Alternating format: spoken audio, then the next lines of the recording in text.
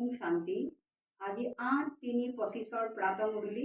আজি মুৰলীৰ সাৰ কথা মিঠা বাবাৰ মিঠা বাণী। আজি বাবাই কৈছে ৰুহানিয়ত সেৱা কৰা সন্তানসকল, অৰ্থাৎ ৰুহানি সেৱা মানে ঈশ্বৰীয় সেৱা। ঈশ্বৰীয় সেৱাৰ অৰ্থ নিজকে আত্মা ভাবা আৰু সকলোৰে কল্যাণ কৰা।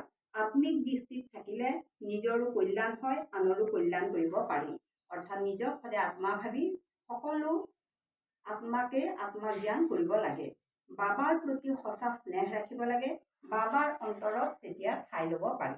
আজিৰ প্ৰশ্ন আছিল দেহী অভিমানী হোৱাৰ চেষ্টা কেনেদৰে কৰিব পাৰি আৰু দেহী অভিমানীৰ লক্ষণ কি?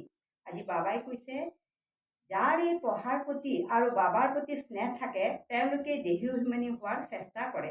তেওঁলোকৰ লক্ষণ তেওঁলোক অতি দৃঢ় হয়, বেছি কথা নকয়, তেওঁলোকৰ বাবাৰ প্ৰতি মৰম স্নেহ অন্তৰা থাকে আৰু বাবাৰ প্ৰতি অটুট বিশ্বাস থাকে। তেওঁলোকৰ চাল চলন সুন্দৰ হয়। তেওঁলোকৰ ভাৱনা এটাই ভাৱনা যে আমাক ভগৱানে পঢ়াইছে, আমি তেওঁৰ সন্তান, তেওঁলোক সদায় সুখী। তেওঁলোক সদায় বাবাৰ শ্ৰীমতত চলে, বাবাৰ শ্ৰীমতত থাকি কাৰ্য সমাধা কৰে, বাবাৰ সেৱাত সদায় তৎপৰ হৈ থাকে। বাবাৰ সেৱাধাৰী সন্তানে স্থূলৰ কৰ্ম কৰাৰ উপৰিও প্ৰতি সময়তেই বাবাৰ সেৱা থাকিলে বাবাৰ সেৱাত সদায় তৎপৰ হৈ থাকে। বাবাৰো দৃষ্টি সদায় এনেকুৱা সন্তানৰ প্ৰতি লোকৰ কৰে, বাবাৰ স্মৰণত থাকে। তেওঁলোক বাবাৰ প্ৰিয়। উচ্চ হ'ল তেওঁৰ ওপৰত কোনো সন্তানৰ চৰণত দৃষ্টি ৰাখি বাবা সদায় দেহ অভিমান এৰা। দেহ অভিমান থাকিলে আমি কেতিয়াও কোনো কাৰ্য সমাধা কৰিবলৈ সমৰ্থ হ'ব নোৱাৰোঁ।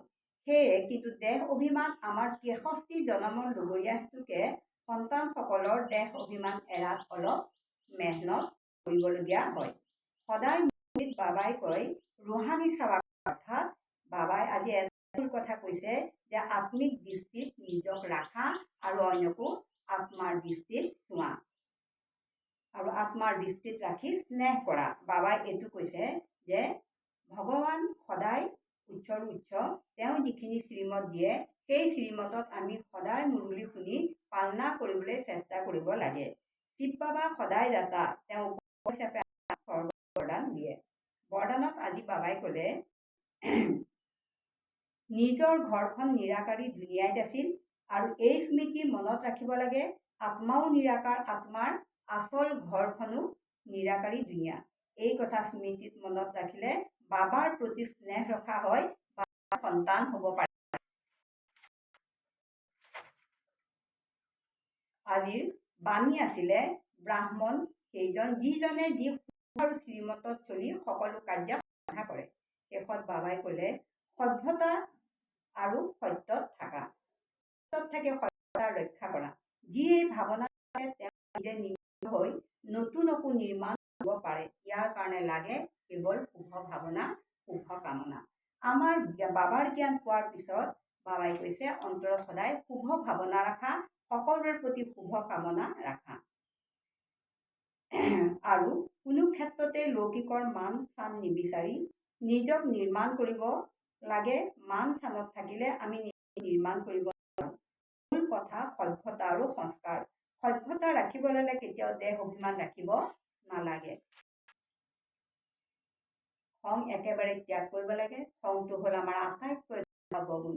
নভবা যদি কেতিয়াবা কিবা কাৰণত খং উঠে তেতিয়া আমি অন্তৰৰ পৰা এটা কথা ক'ব লাগে মিঠা বাবা।